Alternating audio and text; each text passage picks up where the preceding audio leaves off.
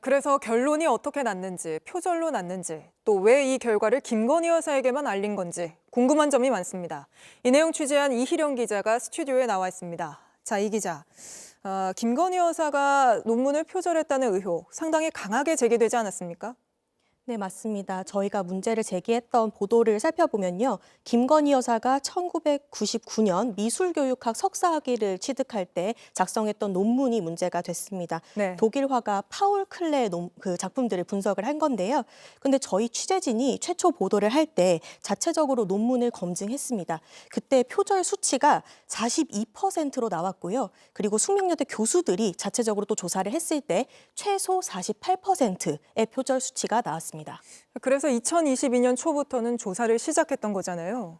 네, 맞습니다. 논문 본문은 사실 50페이지 정도에 불과합니다. 길다고 할 수는 없는데요. 그동안 숙명여대 총장도 바뀌었고 이 논문을 심사하는 위원회 위원들도 바뀌었습니다. 그 정도로 오래 끌고 또 오래 걸렸습니다. 그런데 규정상 본조사가 조사 시작일로부터 90일 안에 완료해야 한다고 되어 있는데 사실상 이 규정도 지켜지진 않았습니다. 네. 그럼 이번에 나왔다는 이 본조사가 최종 결과인 겁니까? 아니면 바뀔 수도 있는 건가요? 바뀔 가능성도 남아는 있습니다. 아직 최종 결과는 아닌데요. 왜 그러냐면 현재 본조사는 끝났지만 아직 이의 제기 절차가 남아 있습니다. 네. 김건희 여사 측에서 이의를 제기할 수 있는 상황이고요. 그 결과 확정이 돼서 이의 제기 결과까지 이제 판정을 하고 나서 총장에게 보고가 되면 그때 그게 최종 결과가 되는 겁니다. 그런데 이 본조사 과정이 사실은 투명하지 않다. 이런 지적이 계속 나오고 있습니다. 네. 저희가 앞서 리포트에서 소개해 드렸듯이 위원회 규정에는 조사 결과를 제보자 그리고 피조사자 김건희 여사에게 알리도록 되어 있거든요. 그런데 지금 문제 제기를 한 제보자는 표절 여부, 결과에 대해서는 모르고 있습니다. 오로지 김건희 여사 측에만 이 내용이 통보가 된 겁니다. 그러니까 그 부분이 좀 상식적으로 이해가 잘 안 되는 부분인데 위원회 측은 동시에 통보하라는 의무는 없다 이렇게 해명하지 않습니까? 그건 어떤가요?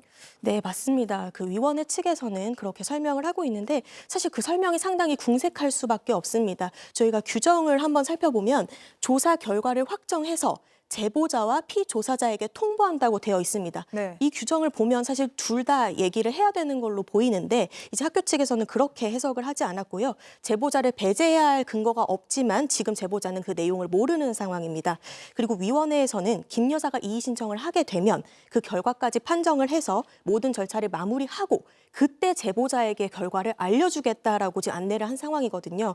그러면 이의 신청 기한이 30일이고 이 이의 신청에 대한 내용을 판정하듯 아니면 기각을 하든 그 기간도 60일이 걸립니다. 총 네. 90일이 걸리는 건데 제보자도 사실 결과를 봐야 이의 신청을 할지 말지 결정을 할 수 있지 않겠습니까? 그렇죠. 현재 상황으로는 최종 결과가 표절로 결론날 가능성이 큰데요. 아, 큽니까? 네네. 이 결과가 누구에게나 신뢰를 얻을 수 있으려면 이 과정도 투명해야 하지 않나 그렇게 생각을 하고 있습니다.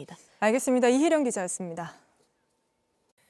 JTBC 뉴스를 시청해 주셔서 고맙습니다. 저희는 저녁 6시 30분 뉴스룸에서 뵙겠습니다.